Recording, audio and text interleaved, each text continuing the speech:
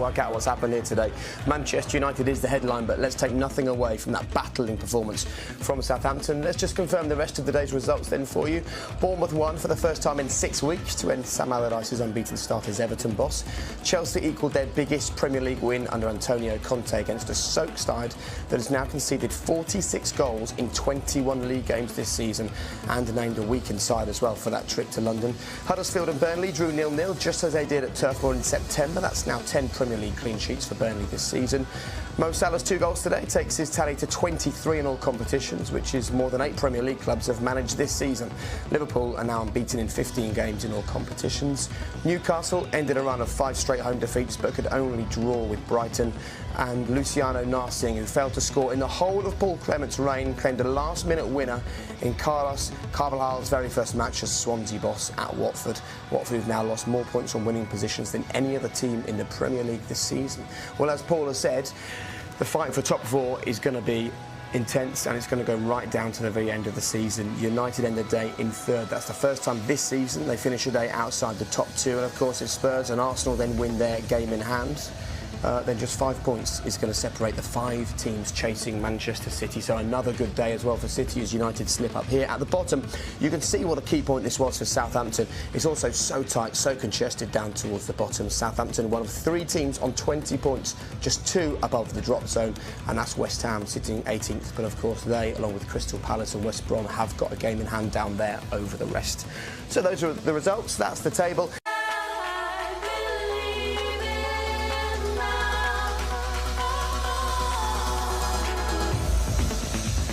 Flat, goalless, insipid here at Old Trafford today for Manchester United. We'll hear from the United dressing room shortly, but first, Maya Shida and Alex McCarthy reflecting on a brilliant point for Southampton. They're both with Des.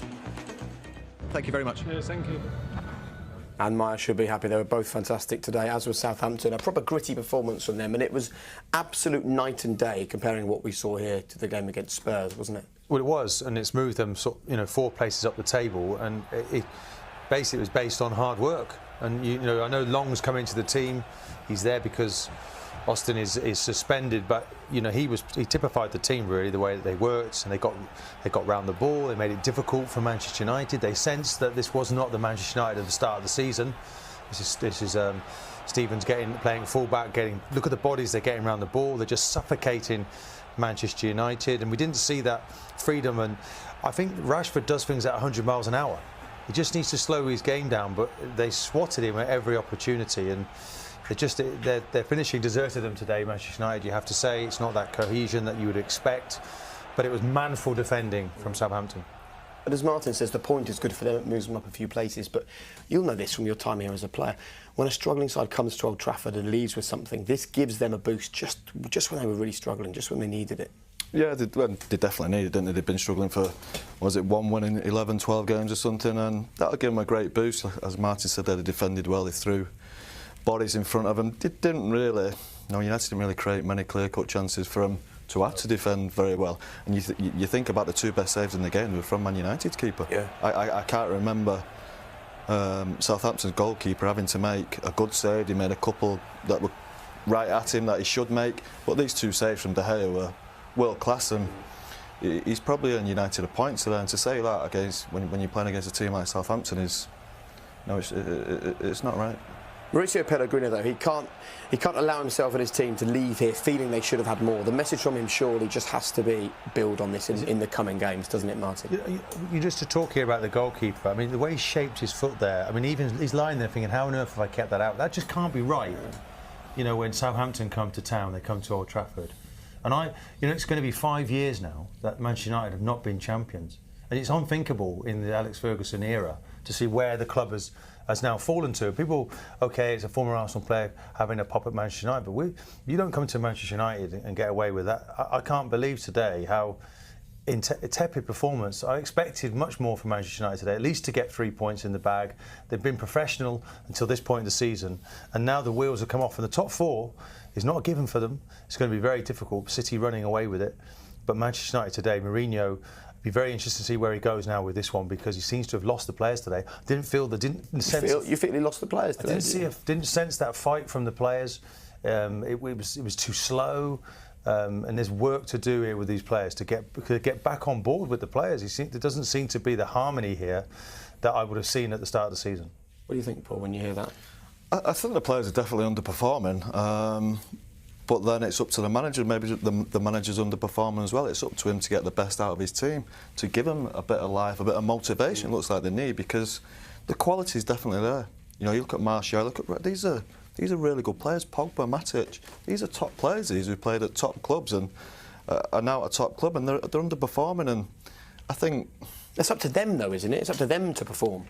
The players. Yeah, as I see it from me, if I was playing, I'd expect. I don't need my manager to motivate me or to perform well, but the underperforming is just carrying on, and you have to say that the manager has to take responsibility for that. He's the one that he's sending these players out. Is he sending them out without confidence in a way they don't want to play? I don't know. They've been affected by the criticism. I'll give you an example of that. I'm watching Luke Shaw, who I do feel is a really good player. And whenever the manager is next to him, he doesn't play better. He plays worse. Guardiola is there stitching information in. Mourinho is there posturing. Yeah. He's an angry man. I don't think it's helping some of these players because they're looking over at his body language and he's not happy with their performance. And they're melting on the pitch, and he needs to bring more to the table. Be with them. Be their friend. Like Klopp, you might see, seems to share what the players do. Not seeing this from Mourinho, and it's sad to see. There's good players in that Manchester United team, and I don't think he's helping them as much as he could be. See, I remember in the Sir Alex days, as you will, there were times when he was aggressive and bombastic, and he was very honest about his players publicly.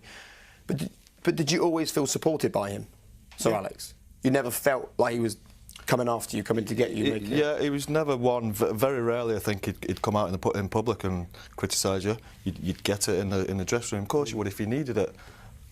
But you always knew publicly he'd support you. He'd put his arm around you if needed be.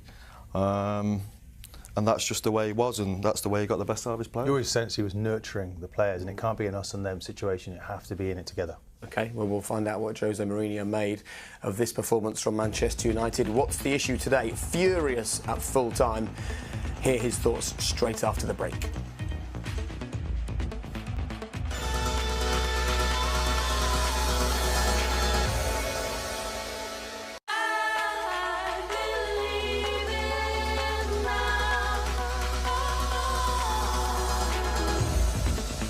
Welcome back to Old Trafford. That aggressive start to the season where Manchester United managed 21 goals in their first 7 games feels like a long time ago, doesn't it? And that's because they've scored 22 in the 14 games since. What is going on? Let's hear from Jose Mourinho with Des. That's an unhappy Manchester United manager, isn't it? It is, yeah. And he knows it wasn't good enough. He knows it wasn't good enough, yeah, and he's going to be disappointed. He's coming out there trying to support his players, really, when I would have thought he's in the dressing room and they'll be getting a going over, because he said the word desire there. I didn't see one little bit of desire right through the game. OK, we'll take a look at some of the incidents from that half in a moment. If he was supporting his players, he wasn't exactly supporting the referee, was he, Chris? I know you were listening to that interview. What's it like for a referee when you hear a manager talk like that immediately after a match? Well, the situation's quite simple, really. All you can do is referee what's in front of you, and everybody after a game always has an opinion on whether you've got a decision right or you've got a decision wrong. And we chatted briefly at half-time about what we'd seen with the potential Yoshida handball, and the more I see it, the less of a handball I feel it is. If it was handball, I'd say so. But as I said, the most important thing with handball is it's got to be deliberate. He's very close to it. I feel as though he's pulling his arm away. I just don't see a referee giving a penalty for that at all. Very close. And what I said at half-time, I'll stay with, and I think the referee's got it right. And walking off, he actually said at half-time it wasn't deliberate. So he's very confident in his decision, Craig Pawson, and I'm more than happy to support what he did this evening. I think Paul Scholes is more in the Jose Mourinho camp. If we take a look at the moment again, just explain why you still maintain that it is a penalty. Because he moves his hand towards the ball. His hands are out there already, which is a natural position. I understand that. It's going to be up there. But I don't think you can see it from this angle. He actually does move his ball, his hand a little bit to what you probably see. Look, he moves his hand back. This is the angle, I think. He moves his hand back to touch the ball, to stop the ball. How can that not be a penalty? I know Chris has his point of view, of course, and the referee does. But does that sway you at all, Chris? No, not at all. No. I mean, if we put 16 referees in a room, you would get 16 referees saying that, and obviously sometimes people would disagree with what the referee's decision is. He gets that split second. I've looked at it 5 or 6 times. And as I said, if I felt it was handball, I'd say so. But I'm more than happy with what Craig Pawson did there. I just don't feel as an ex-referee that is handball, and I would imagine the current crop would be of exactly the same mindset as me. Who says VAR is going to solve all the problems in football, hey? Just something else we do need to look at as well, something that you spotted in the game actually, was what appeared to be a dig in the ribs from Ashley Young. Do you expect the FA to look at it? And if they do, what do you expect the outcome to be?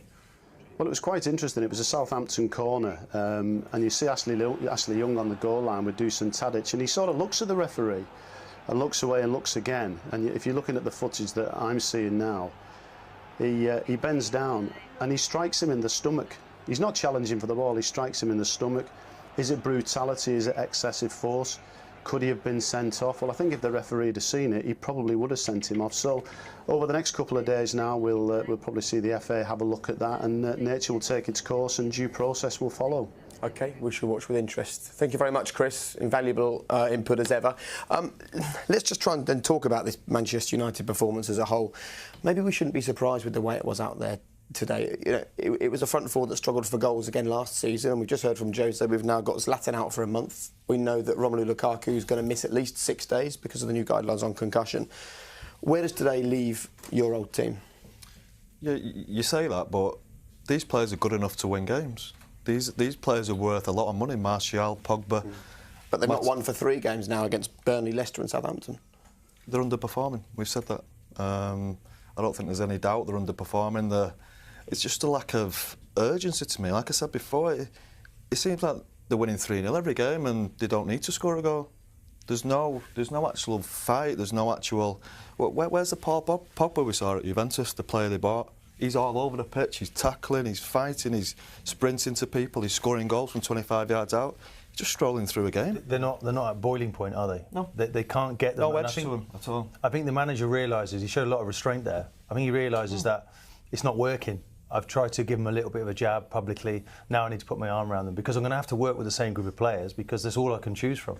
With injuries that they've got, and he's going to have to really put his arm around these players. He's got to work something out for Rashford. He needs to slow him down slightly, get Martial on the ball and try to get poor confidence back into these players, and he has to do it very quickly.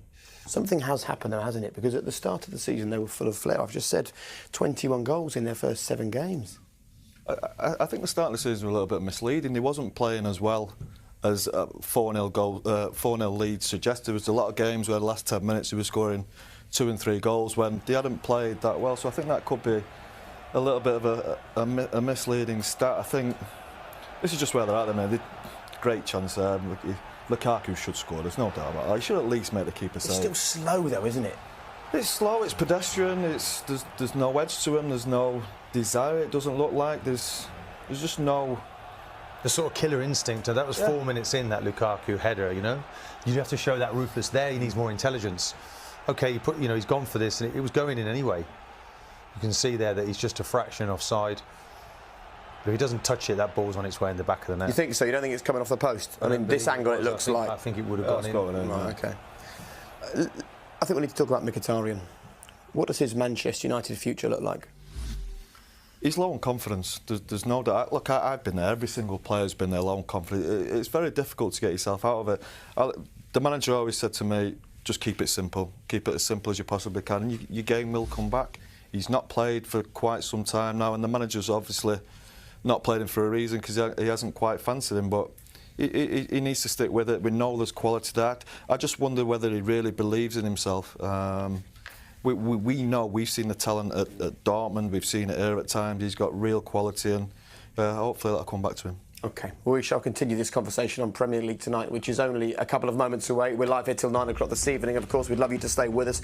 Loads to talk about, but there's lots of other sport going on right now. There's Serie A football over on BT Sport 3. We carry on here, and then there's UFC this evening, and then tomorrow, Premier League action, Crystal Palace against Man City, and some Aviva Premiership rugby. But stay exactly where you are, Premier League tonight, straight after the break.